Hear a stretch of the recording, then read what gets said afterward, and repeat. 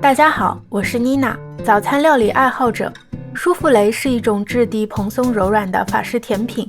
今天我来分享一道舒芙蕾口感的松饼，比传统的松饼更厚、更轻盈，吃起来像云朵一样绵软。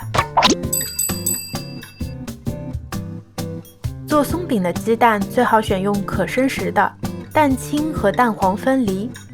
，2个蛋黄中加入牛奶打散，过筛入适量的低筋面粉，搅拌到没有面粉颗粒。3份蛋清用电动打蛋器打发，打到呈现白色泡沫状，分3次加入白砂糖，继续打到提起时有尖角就可以了。将蛋黄液和蛋白霜轻柔地混合均匀，松饼糊就完成了。不要过度搅拌，不然会破坏蛋白霜的质地。小火加热不粘锅，可以用黄油润一下锅，将装入裱花袋的松饼糊挤进去，用打圈的方式慢慢挤，